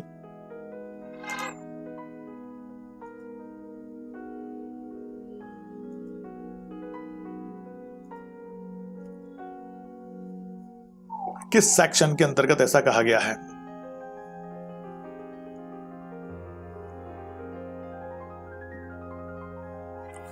Question number 6। 6 का सी कहा सुनंदा ने, ओके। सना कह रही है, पूजा ने भी कहा सी, अजित ने भी कहा, अजित ने बी कहा है सी इज करेक्ट आंसर। सेक्शन 104 इसके बारे में प्रावधान करता है। सेक्शन 104 सेक्शन 104 से संबंधित है। इसके अनुसार साक्ष्य को ग्राह्य बनाने वाले तथ्यों को साबित करने का भार उस व्यक्ति पर है जो ऐसा साक्ष्य देना चाहता है कि उसके भाग पर विश्वास किया जाए, है ना। तो उसको सिद्ध करना पड़ता है। तो प्रश्न है जो सेक्शन 1, ठीक है, उसके अनुसार उसको सिद्ध करना पड़ेगा। तो ये सेक्शन जो काय पे आधारित है, सेक्शन 104 के दृष्टांत ए पर आधारित है। Okay, C is correct answer. बाकी सब इसको सही करेंगे। क्वेश्चन नंबर 7 आ जाता है हमारा। का ने खा के विरुद्ध चोरी का अभियोग लगाया है। का ने यह भी कथन किया कि खा ने गा के समक्ष चोरी करना स्वीकार किया था। खा का कथन की कथित चोरी के समय वह तीर्थ यात्रा पर गया था। इस संदर्भ में निम्न कथनों में से कौन सा एक कथन गलत है? का को सिद्ध करना है कि खा चोरी के दिन तीर्थ यात्रा पर नहीं गया था। का को सिद्ध करना है कि खा से जब्त किया गया माल का है। का को सिद्ध करना है कि खा ने गा के समक्ष चोरी करनी स्वीकार किया था। का को सिद्ध करना है कि खा ने उसका माल चुराया है। अब बताइए आंसर, आपको 7 को बताना है। मध्य प्रदेश सिविल जज 1986 में क्वेश्चन पूछा गया था।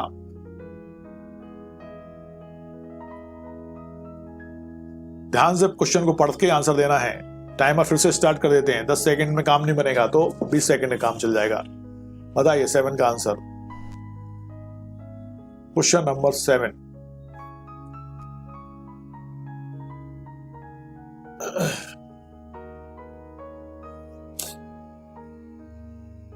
ओके, प्रणव कह रहे हैं ए का 7, ए फर्स्ट का ए, 7 का ए बिल्कुल सही है। A is correct answer. का को सिद्ध करना है कि खा चोरी के दिन तीर्थ यात्रा पर नहीं गया था। बिल्कुल सही कहा, एकदम सही। उसको यह सिद्ध करना पड़ेगा कि वो खा चोरी के दिन तीर्थ यात्रा पर नहीं गया था, और नहीं गया था तो फिर चोरी की है उसने। इतना सिद्ध करना है, क्योंकि वो ये कह रहा है ना, उसका अभिभाग क्या है कि वो कह रहा है कि वो तीर्थ यात्रा पर गया था। कहाँ गया था? किस समय में तीर्थ यात्रा पर गया था। और यही सिद्ध करना है कि वो झूठ बोल रहा है, और झूठ बोलना सिद्ध किया तो वो अपने आप सिद्ध हो जाएगा। ओके ना, क्वेश्चन नंबर 8। खा को का चोरी के लिए अभियुक्त करता है और न्यायालय से चाहता है कि न्यायालय विश्वास करे कि खा ने चोरी की स्वीकृति गा से की है। ऐसी दशा में किसे साबित करना होगा कि खा ने गा के समक्ष स्वीकार किया? का को साबित करना होगा, खा को साबित करना होगा, गा या का में से कोई साबित कर सकता है, इसे न्यायालय निर्देश दे। बताइए जल्दी से। क्वेश्चन नंबर 8 का आंसर आपको देना है फास्ट। मध्य प्रदेश एपीओ 2008, छत्तीसगढ़ सिविल जज 2003। खा को का चोरी के लिए अभियुक्त करता है, खा कर रहा है का को, और न्यायालय से चाहता है कि न्यायालय यह विश्वास करे कि खा ने चोरी की स्वीकृति गा से की है। ऐसी दशा में किसे साबित करना होगा कि खा ने गा के समक्ष स्वीकार किया है? कौन से साबित करेगा? 8 का आंसर दे रहे हैं पूजा सिंह, 8 का ए। ओके, 8 का ए बिल्कुल सही है। A is correct answer. पूजा, का को साबित करना पड़ेगा, क्योंकि का ही कह रहा है ना, जो कह रहा है उसको साबित करना पड़ेगा।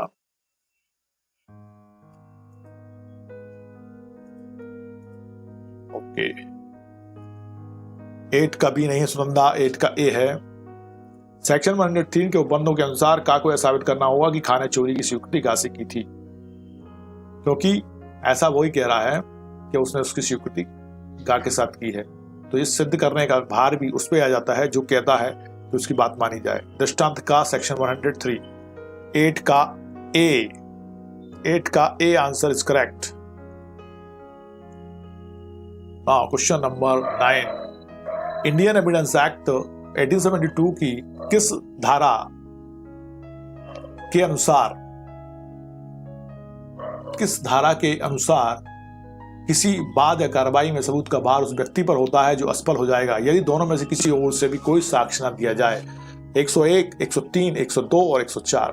मान लो दोनों तरफ से कोई साक्ष्य न दिया जाए तो वो असफल हो जाएगा, ऐसा कौन सेक्शन कहता है? जल्दी आपसे बताना है आपको। राजस्थान एपीओ में पूछा गया 2005-15 में, यूपी सिविल जज 2006, झारखंड सिविल जज 2002 में क्वेश्चन पूछा गया था।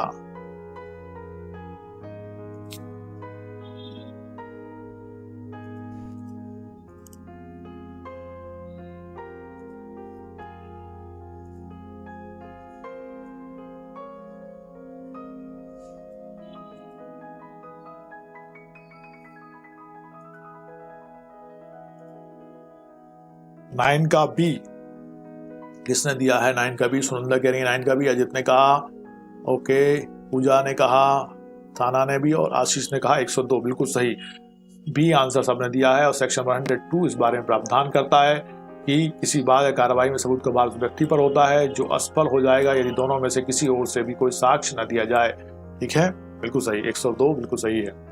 अब आता है क्वेश्चन नंबर 10। या एक बंद पत्र के आधार पर शोध धन के लिए का बाद लाता है, उस बंद पत्र का निष्पादन स्वीकृति है, किंतु या कहता है कि वह कपट द्वारा भी प्राप्त था।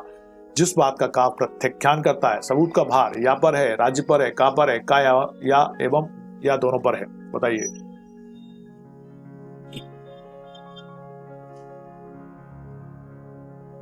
किस पर है ये सिद्ध करने का कि का प्रत्याख्यान करता है, सबूत का भार किस पर है? अभिप्राप्ता की जिस बात का प्रत्याख्यान करता है, सबूत का भार किस पे है?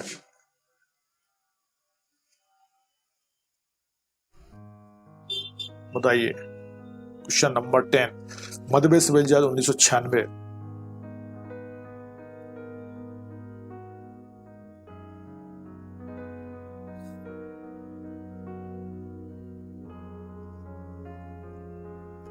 भारतीय साक्ष्य अधिनियम की धारा 102 के अनुसार किसी बात या कार्रवाई में सबूत का भार उस व्यक्ति पर होता है जो असफल हो जाएगा यदि दोनों में से किसी ओर से भी कोई साक्ष्य न दिया जाए। अतः कपट को सिद्ध करने का भार या पर ही होगा, जो ये कहता है कि ऐसा बंद पत्र कपट से निष्पादित किया गया है। ठीक है, 10 का ए आंसर दिया है, 10 का ए आंसर दिया है आशीष ने, अजित ने और सुनंदा ने। ओके, बिल्कुल सही, एग्जैक्टली यहाँ पर है, ए आंसर इज करेक्ट। ना क्वेश्चन नंबर 11, भारतीय साक्ष्य अधिनियम की कौन सी धारा सबूत का भार बदलने से संबंधित नहीं है? सबूत का भार बदलने से संबंधित नहीं है, बताना है। 101, 105, 102, 108, 101, 105, 102 एंड 108। बताइए जल्दी से। 11, उत्तराखंड सिविल जज 2009, कौन सी धारा इससे संबंधित नहीं है? सबूत के भार का बदलने से संबंधित कौन सी धारा नहीं है? सुनंदा ने कहा 11, ये क्या है? 11 क्या है? हाँ, क्वेश्चन नंबर 11 का आंसर बताओ। 11 का डी कह रही है Sunanda, A answer is correct. Section 102, 105, 108 के अंतर्गत सबूत का भार बदलता रहता है, लेकिन 101 में नहीं बदलता। तो सही आंसर क्या है? 101 इज करेक्ट आंसर। सेक्शन 101 है जो सबूत का भार बदलने से संबंधित नहीं है। अच्छा, ये नए जो क्वेश्चन आ रहे हैं और अपन उसको कई जिनके आंसर सही नहीं आ रहे हैं तो उनको आप ध्यान से वापस देख के या इनको पढ़ के सही तैयार करना है, छोड़ मत देना। क्वेश्चन नंबर 12, साक्ष्य अधिनियम की धारा 102 के अधीन साक्ष्य प्रस्तुत करने का भार कभी कभी बदलता है, लगातार बदलता है, कभी नहीं बदलता, और उसमें से कोई नहीं। बताइए। 12, मध्यप्रदेश सिविल जज 2012, छत्तीसगढ़ सिविल जज 2008, UP lower prelim 2004, UP APO prelim 2002 और यूपी सिविल जज 2003। मैनी टाइम्स ये क्वेश्चन पूछा गया है। 12 का आंसर आया क्या? आज तो भाई आपका नेट तो जब स्लो चल रहा है, आ ही नहीं रहे हैं, फटाफट आंसर नहीं आ रहे हैं।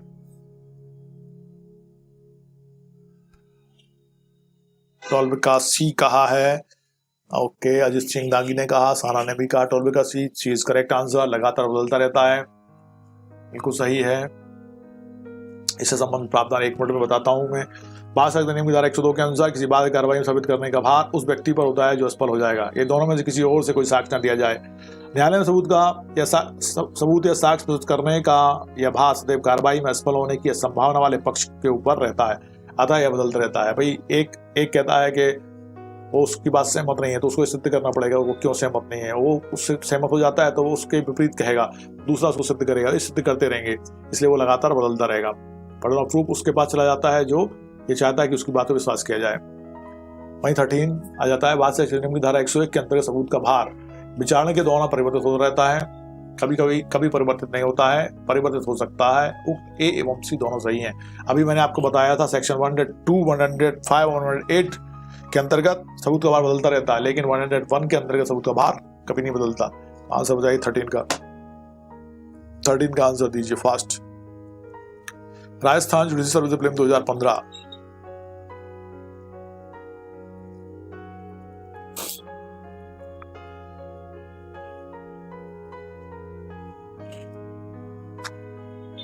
थर्टीन का बी कहा सुनंदा ने, कभी परिवर्तित नहीं होता है, और पूजा ने भी कहा, बिल्कुल सही कहा, कभी परिवर्तित नहीं होता है। अपन ने अभी देखा था सेक्शन 102, 105, 108 में लगातार बदलता रहता है, लेकिन यहाँ पे परिवर्तित नहीं होता है। 101 बिल्कुल सही साना अजीत ने भी कहा, 13 का भी। नाउ क्वेश्चन नंबर 14, साबित करने का भार का अर्थ है किसी तथ्य को सिद्ध करने का दायित्व। यह परिभाषित किया गया है सेक्शन 201 में, 101 में, 200 में और 100 में, Indian evidence act. Give the right answer. Timer starts now. 14 Jharkhand civil जज प्रीलिम 2015। क्वेश्चन अलग टाइम में पूछा गया है, अभी आपने इस क्वेश्चन का आंसर दिया था, अब आंसर सही देंगे आपका, ऐसा मुझे लगता है। 14 का आंसर दीजिए fast.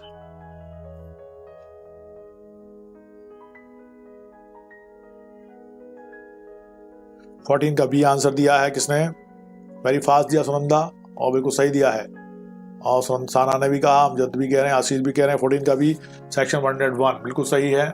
B answer is correct. वाद अधिनियम की धारा 101 में सबूत करने का भार का अर्थ है किसी तथ्य को सिद्ध करने का दायित्व, यह परिभाषित किया गया सेक्शन 101 में।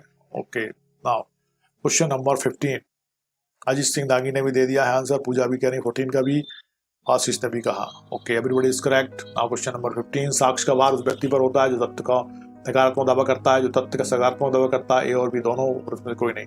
साक्ष्य का भार उस व्यक्ति पर होता है। बर्डन ऑफ प्रूफ किस पे होता है ये बताना है आपको। 15 Bihar PCS junior prelim 2009।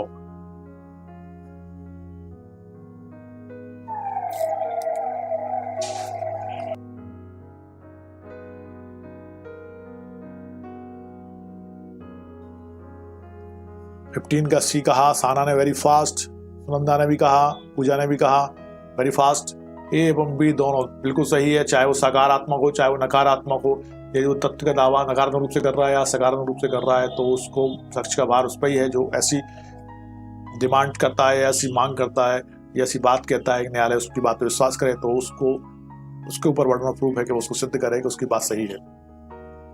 Question number 16, दांडिक कार्रवाई सिद्धि पर भार, बर्डन ऑफ प्रूफ। अभियोजन पक्ष पर अभियुक्त को दोष सिद्ध करने का भार है, अभियुक्त पर स्वयं को निर्दोष सिद्ध करने का भार है, दोनों पक्षों पर है, हर मामले के तथ्यों पर निर्भर करता है। 16 Rajasthan judicial prelims 2013, Madhya Pradesh Vijay 2005, 2006।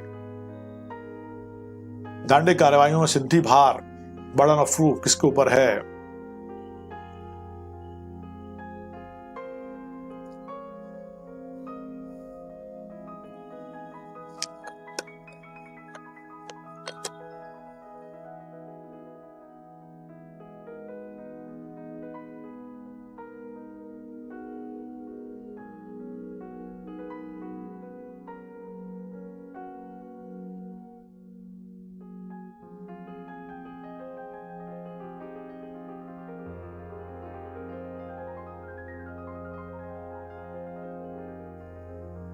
Ashish is correct, A is correct, Sana is correct, बाकी सबने सही आंसर दिया है। अभियोजन पक्ष पर अभियुक्त को दोष सिद्ध करने का भार होता है।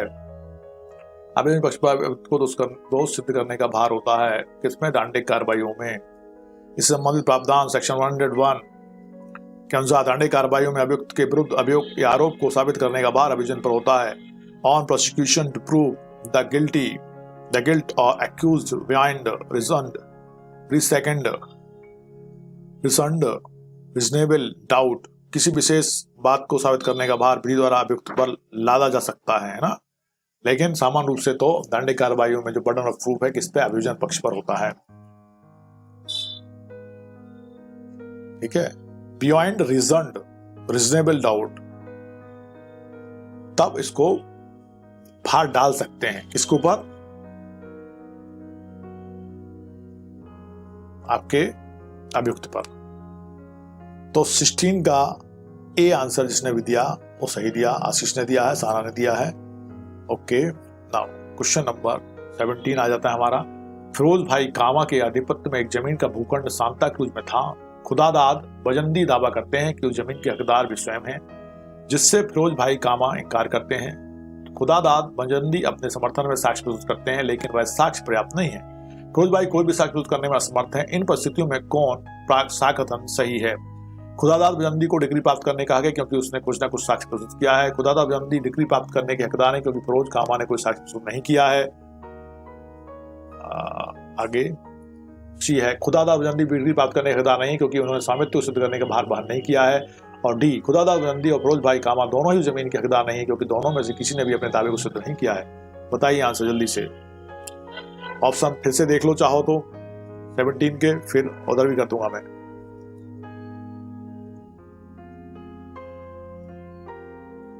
मध्य विश्वविद्यालय 1989 17 का ए और बी देख लिया हो तो बाकी के सी और डी भी देखो। ठीक है, इसको देख लिया हो तो फिर वापस देखो उसको, क्वेश्चन को, और पढ़ो। फिरोज भाई कामा के आधिपत्य में एक जमीन का भूखंड सांता क्रूज में था। 17 का ए नहीं है। पूजा और पढ़ो। उस जमीन के हकदार स्वयं है जिससे फिरोज भाई कामा इंकार करते हैं। खुदादाद बजंदी अपने समर्थन में साक्ष्य प्रस्तुत करते हैं, लेकिन वह साक्ष्य पर्याप्त नहीं है। इंपॉर्टेंट देखो यहाँ पे, अपने समर्थन में साक्ष्य प्रस्तुत करते हैं लेकिन वह साक्ष्य पर्याप्त नहीं है। और फिरोज भाई कोई भी साक्ष्य प्रस्तुत करने में असमर्थ है। इन परिस्थितियों में कौन सा कथन सबसे सही है वो बताना है आपको। 17 का डी भी नहीं है साना, ए भी नहीं है। आशीष ने क्या कहा? आशीष तुम क्या कह रहे हो? फर्स्ट क्यों लिखा है? 18 का डी भी नहीं है। 18 तो पूछा ही नहीं मैंने अभी। पूजा 17 है। 17 का ए नहीं है अभी। सब दिख नहीं रहा है। अरे भाई ए बी तो दिखे ना। अब सी डी भी देख लो। बड़ा क्वेश्चन है, सिर्फ 2 पार्ट में मैंने उसको कन्वर्ट किया था। सी और डी भी देखो। ए और बी देख लिए तो सी और डी भी देखो, फिर आप आंसर दो। सुनंदा ने कहा 17 का बी भी नहीं है Sunanda. C answer is correct. खुदादाद बजंदी डिग्री प्राप्त करने का हकदार नहीं है क्योंकि उसने स्वामित्व को सिद्ध करने का भार वहन नहीं किया है, क्योंकि उसका साक्ष्य कैसा है? अपर्याप्त है, कुछ भी सिद्ध नहीं कर रहा है। दूसरे ने साक्ष्य नहीं दिया, इसका मतलब ये नहीं है कि पहले वाले में थोड़ा बहुत साक्ष्य दिया है तो उसका काम चल जाएगा। नहीं, उसने अपनी बात सिद्ध करने के लिए कोई स्वामित्व संबंधित कोई चीज प्रूफ नहीं दिया, इसलिए आंसर सी बिल्कुल सही होगा। ये क्वेश्चन चारों ऑप्शन पढ़ने के बाद हम आंसर यदि देखें तो सी आंसर बिल्कुल सही है। 17 का सी है। 17 का सी आंसर बिल्कुल सही है। Now question number 18। भारतीय साक्ष्य अधिनियम की धारा 101 के अंतर्गत सबूत का भार विचारण के दौरान परिवर्तित होता रहता है, कभी परिवर्तित नहीं होता। परिवर्तित हो सकता है। उक्त ए एवं सी दोनों सही हैं। अभी मैंने इस क्वेश्चन को देख लिया था, फिर से आ गया है। इसका आंसर आप फटाक से दे देंगे सही। अभी आपने इसका सही आंसर दिया था, फिर से देंगे। 18 का भी कभी परिवर्तन नहीं होता, बिल्कुल सही पूजा। अभी आपने इसको देखा था ना, इसका आंसर कोई गलत नहीं देगा ऐसा लगता है मुझे। पूजा ने कहा, सुनंदा ने भी 18 का भी कहा है, और बाकी सब भी कहना चाह रहे होंगे। ठीक है। Now question number 19। किसी विचारण में अपने विरुद्ध साक्ष्य प्रकट होने वाली किन्हीं परिस्थितियों का स्पष्टीकरण करते हुए हत्या करने का अभियुक्त यह कथन करता है कि गंभीर और अचानक प्रकोपन के कारण वह आत्मसंयम की शक्ति से वंचित हो गया। वह इस कारण उसने आग को लाठी की एक चोट पहुंचाई जिससे उसकी मृत्यु हो गई। गंभीर और अचानक प्रकोपन साबित करने का भार अभियोजन पर है, अनुसंधान करने वाली एजेंसी पर है, न्यायालय पर है, अभियुक्त पर है। देखिए आंसर 19।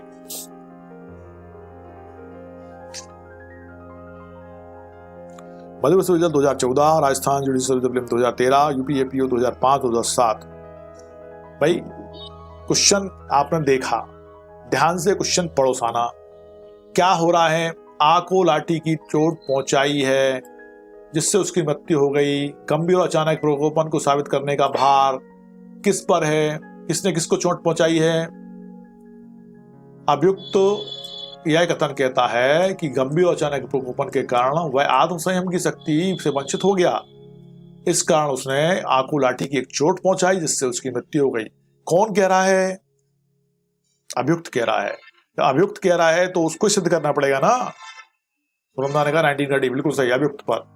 भाई जो कह रहा है कि उसने चोट पहुंचाई है गंभीर एवं अचानक प्रकोपन के कारण, तो कौन सिद्ध करेगा? जो कह रहा है। बिल्कुल सही आशीष। नाउ क्वेश्चन नंबर 20, भारत नियम की धारा 105 निम्नलिखित में से किस पर लागू होना आश्रित है? दांडिक विचारण में, दीवानीवाद में, ए एवं बी दोनों में, ना तो ए और ना बी में। Section 105, question number 20।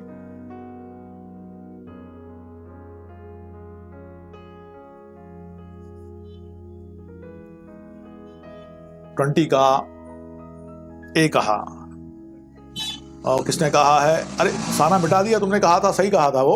20 का यही है। दांडिक विचारण में सेक्शन 105 निम्नलिखित में से किस पर लागू होना आश्रित है? दांडिक विचारण में सेक्शन 20, क्वेश्चन नंबर 20 का आंसर ए है। सेक्शन 105 जो है साना ने डी कहा है, ए आंसर सही था।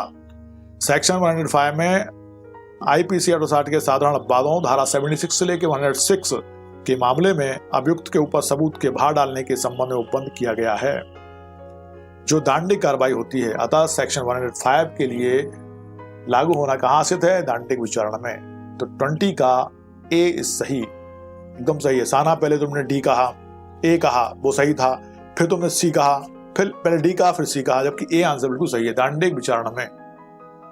ए आशीष का हो गया 20 का ए बिल्कुल सही। Now question number 21, the burden of proving the existence of circumstances bringing of the case within the general exception in India in Indian Penal Code is upon the prosecution, upon the magistrate, upon none upon the accused person। बताइए, the burden of proving the existence of circumstances bringing of the case within the general exceptions in Indian Penal Code, जो general exceptions है Indian Penal Code के अंतर्गत, उसमें burden of proof जो है उसके existence के बारे में, उसकी परिस्थितियों के बारे में केस जो लाता है आता है वो किसके ऊपर चला जाता है? Upon the prosecution, upon the magistrate, upon none, upon the accused person. किसके ऊपर धुल चला जाता है, भार उस पर किसके ऊपर चला जाता है इसका? अभी मैंने बताया था 76 लेके 106 जो अपवाद हैं इंडियन पीनल कोड के अंतर्गत, उसमें जो मामले हैं अभियुक्त के ऊपर सबूत का भार डोलने के संबंध में बंद करते हैं। तो 21 का आंसर क्या हो गया? Bihar PCR junior 1999।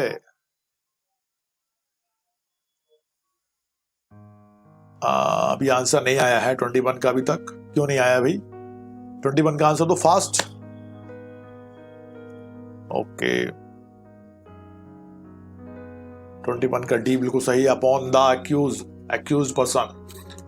सेक्शन 76 से लेके सेक्शन 76 to 106 ऑफ आईपीसी, ये किससे संबंधित है? साधारण अपवाद से संबंधित हैं। भाई साधारण अपवाद से संबंधित हैं तो इनके कारण अभियुक्त के ऊपर सबूत के भार डालने के संबंध में बंद किया गया है, वो यहाँ पे कहा गया है। तो अपॉन द एक्यूज्ड पर्सन के ऊपर भार आ जाता है कि वो सिद्ध करे कि वो इन अपवादों का फायदा लेना चाहता है। तो कैसे, इस कौन सिद्ध करेगा? भाई जो फायदा लेना चाहता है वो एक्यूज है। 21 का डी आंसर बिल्कुल सही है। नाउ क्वेश्चन नंबर 22, गलत 22 ऐसे कैसा हो गया भाई ये? 22 गलत कथन को निर्दिष्ट करें। का न्यायालय चाहता है कि वह खा को उस अपराध के लिए दंडित करेंगे निर्देश के बारे में का कहता है कि वह खा ने किया है। खा को का चोरी के लिए अभियुक्त करता है और न्यायालय से चाहता है कि न्यायालय यह विश्वास करे कि खा ने चोरी की स्वीकृति का से की है। का कोई है स्वीकृति साबित करनी होगी। वहीं आगे है सी, खा द्वारा किए गए मृत्युकालिक कथन को का साबित करना चाहता है। का को खा की मृत्यु साबित करनी होगी। हत्या का अभियुक्त अभिकथित करता है कि वह चित्त प्रकृति के कारण उस कार्य की प्रकृति को नहीं समझता था। सबूत का भार की का विकृत नहीं था, अभियोजन पर है। बताइए कौन सा सही होगा? 22 का आंसर आपको देना है। बड़ा क्वेश्चन था, 2 पार्ट्स में बांटा है, इसलिए चारों को पढ़ लो। मैं एक बार फिर से लगा देता हूं उसको। 22 का कौन सा गलत कथन है? हमको गलत कथन पे इंगित करना है। हमको क्या गलत करना है? गलत कथन पे। पहले इनको पढ़ लो, स्क्रीनशॉट ले लो, फिर उसको देख लेना। ABCD, AB हो गए, अब CD। कौन सा गलत कथन है बताना है, सही नहीं बताना।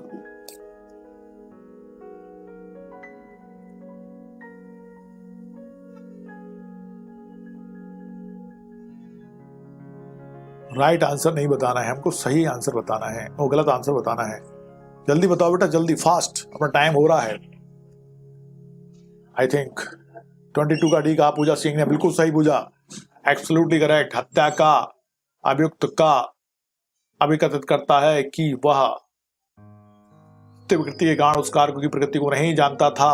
सबूत का भार का विकृत चित्त नहीं था, अभियोजन पर है, बिल्कुल नहीं है। ये सिद्ध करने का भार का पर है कि वो सिद्ध करे कि वो विकृत चित्त है, तो ये सही होता, लेकिन उन्होंने इसका उल्टा कहा, इसलिए ये रॉन्ग हो गया। इसलिए आंसर सही क्या हो गया यहाँ पे, डी, 22 का D answer is correct. Now last question अपन देखते हैं आज की स्ट्रीम का 23, क्योंकि अपना टाइम फिनिश होने वाला है। का पर रेल से बिना टिकट यात्रा करने का आरोप है। भारतीय सेक्शन नियम के अंतर्गत साबित करने का भार कि उसके पास टिकट था पर है, अभियोजन पर, अभियुक्त पर, परवादी पर, अभियोजन साक्षी पर। सिंपल क्वेश्चन का सीधा आंसर दीजिए 23 का। मध्य सिविल जज 1983, 99, 2016, 2016 उत्तराखंड में और झारखंड सिविल जज में प्रीलिम्स में 2014 में पूछा गया था। कौन सिद्ध करेगा कि उसके पास टिकट था। 23 का बी कहा पूजा ने, बहुत बढ़िया। साना ने 22 का डी कहा था, बिल्कुल सही है साना।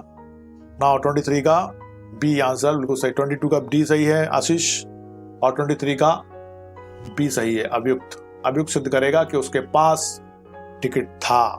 ठीक है, नवाज की स्ट्रीम अपने यहीं समाप्त करते हैं, कब मिलेंगे कल। सबको ढेर सारी शुभकामनाएं आने वाले वर्ष की। भगवान करे अपने ऊपर अब कोई बीमारी ना आए, कोविड जैसी बीमारियां धीरे समाप्त हो जाएं, ईश्वर की जैसी इच्छा, इसे एक्ट ऑफ गॉड कहेंगे, उसके माध्यम से भगवान ने सफाई कर दी सब जगह, है ना। सब लोग सुखी रहें, संपन्न रहें ईश्वर की कृपा से, अल्लाह ताला की कृपा से, ईश्वर की कृपा से, यीशु की कृपा से, जिसको भी आप मानते हैं उसकी कृपा से, क्योंकि ईश्वर एक है, सत्ता एक है ईश्वर की। हमने अलग अलग बना लिया, हमने भेद कर लिया, है ना। तो good night to all, take care, take rest, keep distancing. मिलते हैं कल क्वेश्चन नंबर 24 से अपन, है ना। Good night to all, happy new year to all, happy new year to all, happy new year to all.